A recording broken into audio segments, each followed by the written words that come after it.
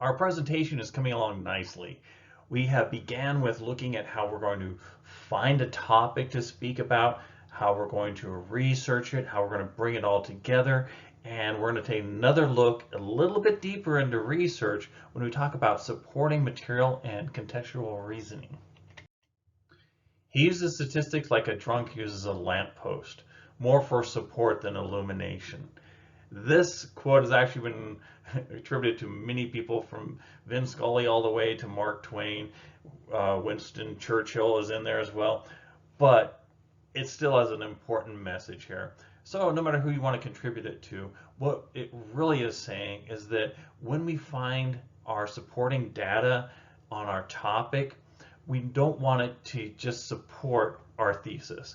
We actually want it to lead our thesis and help us develop a true topic that really illuminates things for our audience.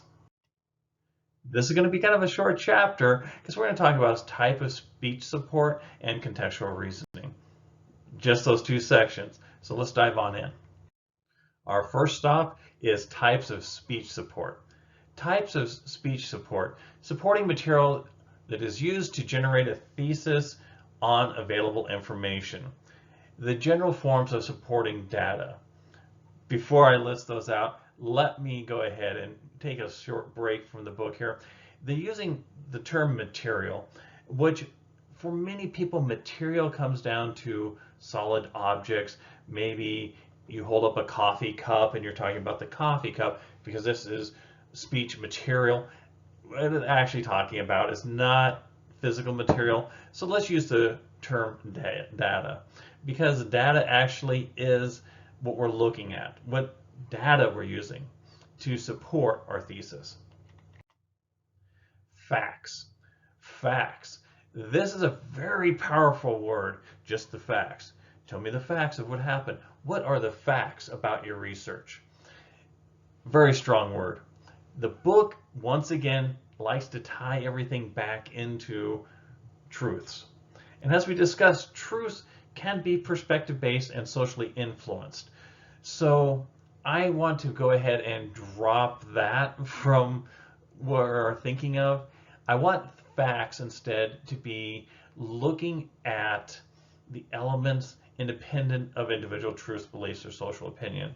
Facts are kind of like a subsection of reality where, regardless of what you think of them, that's what they are. You can't influence them by your belief or your social opinion or, what you believe.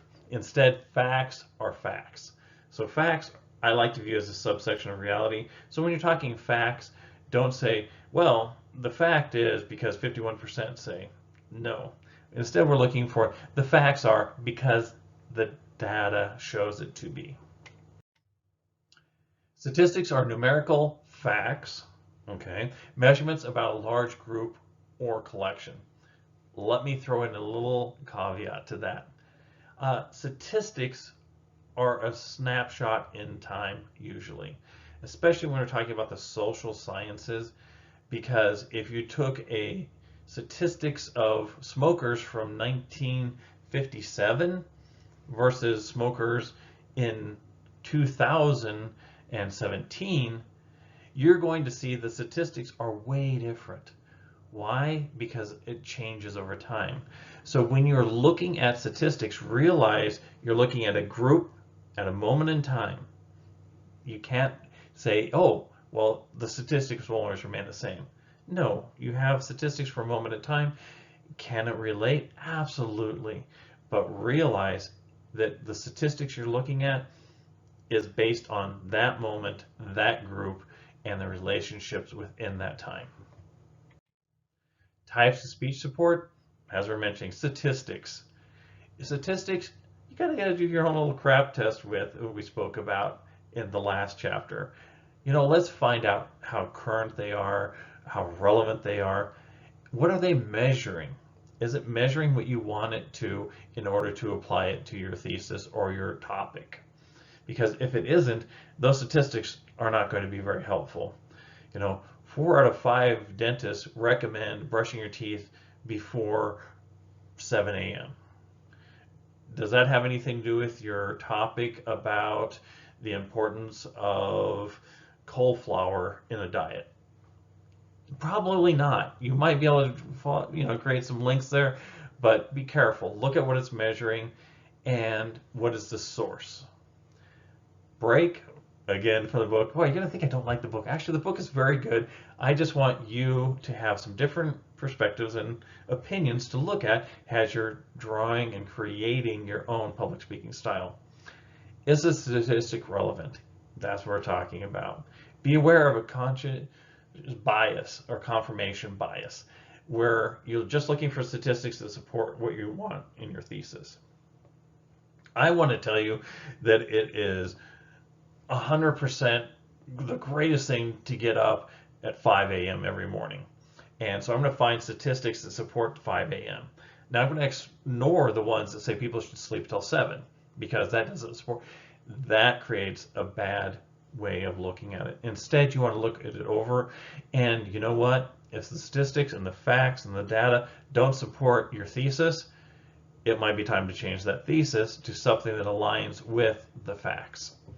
Don't cherry pick. And cherry picking, like I said, is you just find the ones that support you and throw out the rest.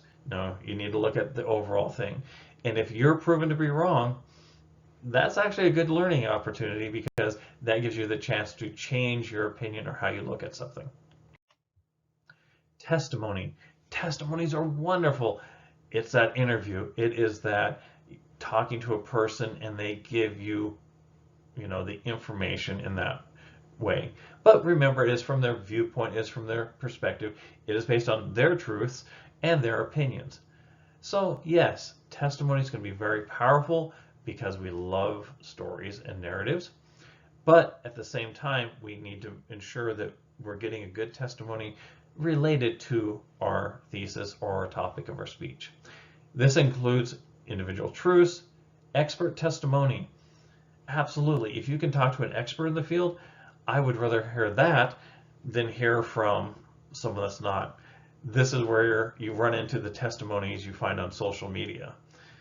Someone tells you, oh, the best way to treat a broken limb is to frequently move it and flap it around.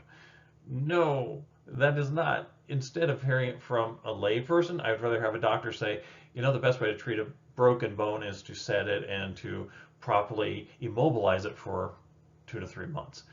That is important. So you want to have your expert testimony, not your layperson testimony. And if it can relate to personal experiences, that's even better.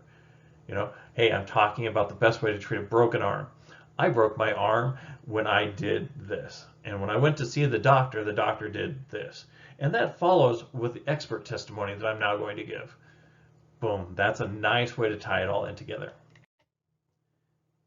Stories and narratives, like I said, once you get those stories in, it really boosts everything, allows your audience to see your topic from your perspective, and that allows them to draw upon your energy.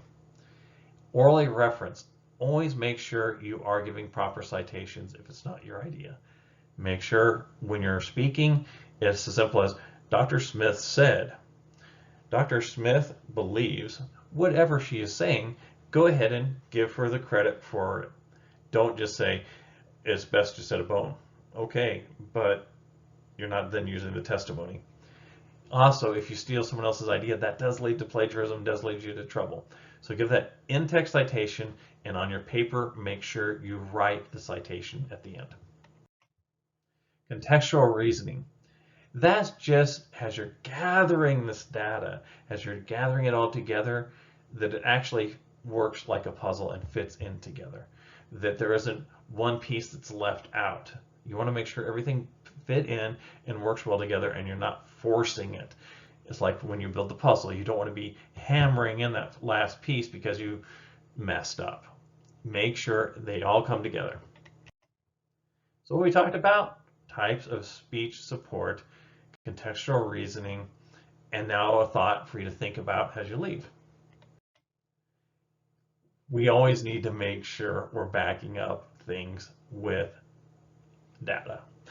You can have a seat at the table as soon as you can back up your marketing ideas with data. Absolutely. If you're just throwing ideas out there and they don't have any support, they are just that, ideas. Now, that works in brainstorming, but once you get past the brainstorming, find the data, find the support. Make it so the material and the data you're giving your audience sticks with them.